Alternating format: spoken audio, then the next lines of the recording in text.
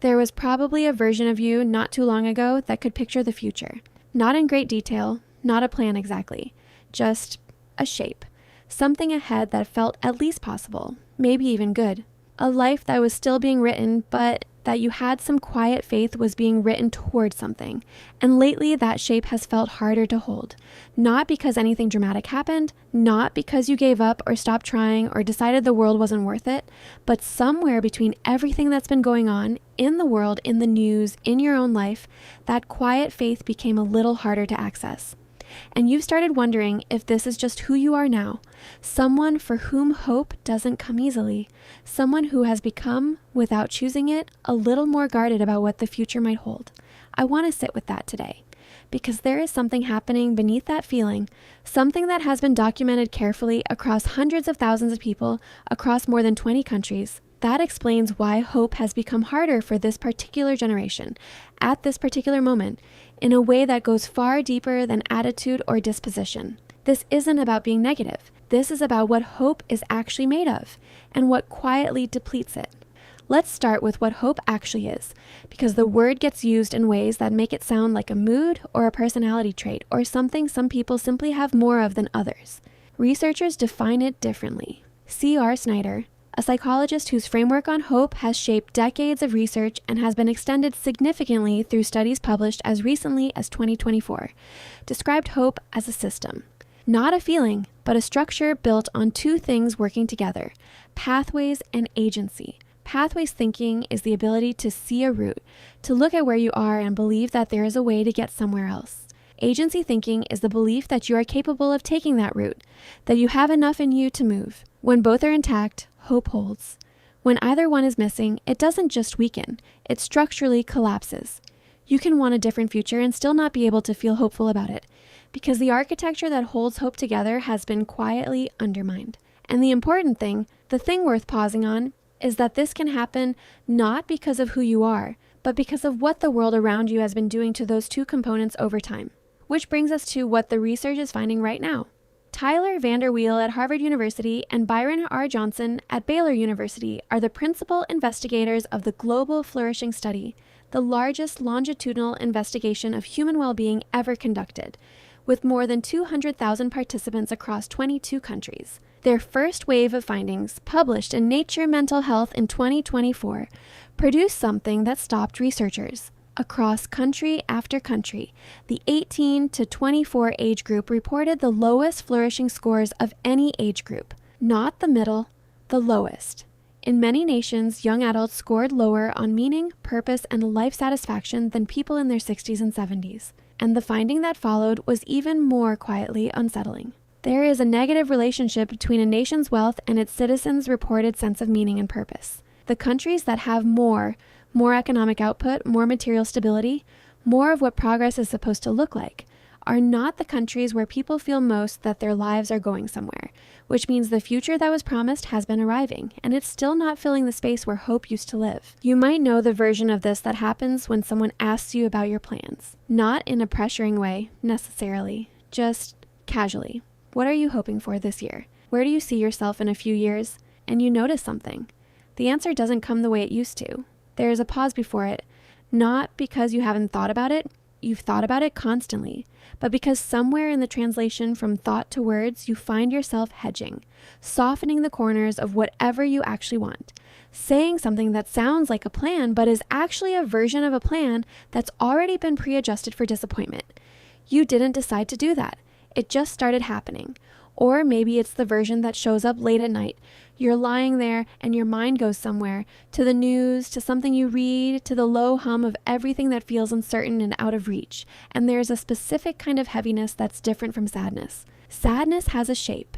This is more like a flatness. Like the channel that usually carries hope has gone very quiet, and you lie there with it, not alarmed exactly, but aware that something that used to come easily isn't coming right now. And the part that makes it harder, the part that doesn't get named enough, is that you're carrying it privately.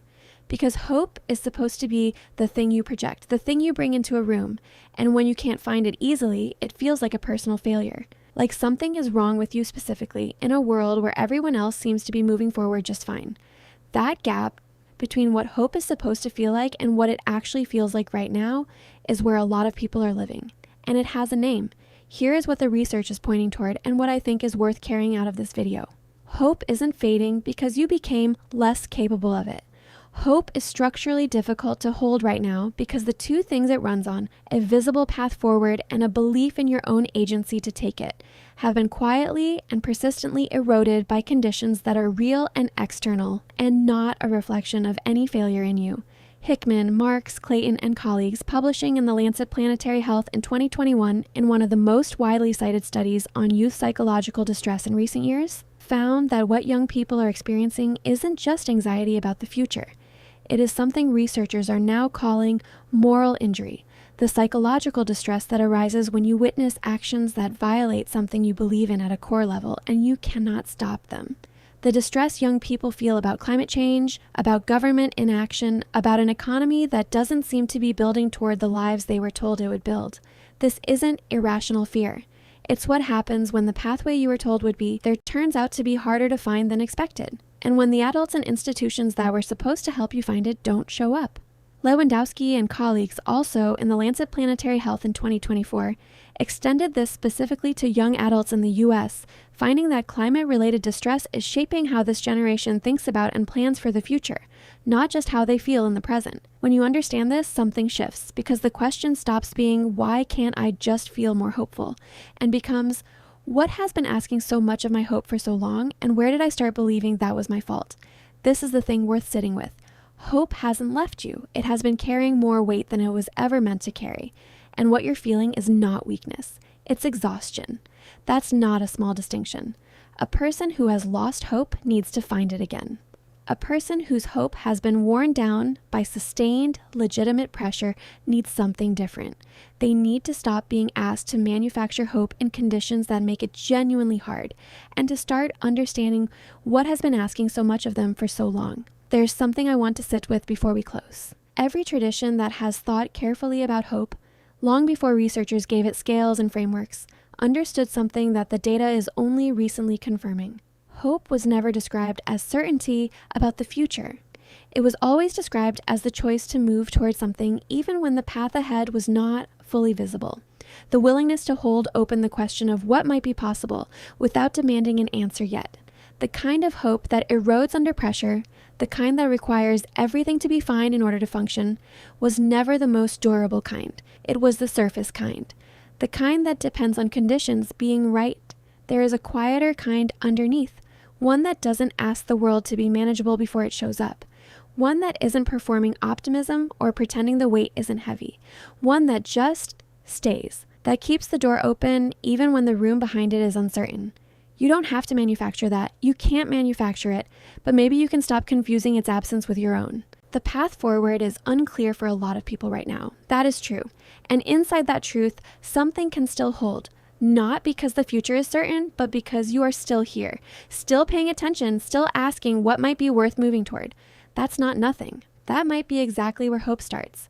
If you've been finding hope harder to hold on to lately, I hope today gave you at least a little more room to hold that with kindness. Not because the reasons aren't real. They are. But because there's a difference between hope that has been genuinely lost and hope that has been quietly exhausted by carrying more than it should have to carry alone. You are not behind where you should be in your relationship with the future. You are someone living through a time that is genuinely asking a lot of that relationship. That's worth knowing.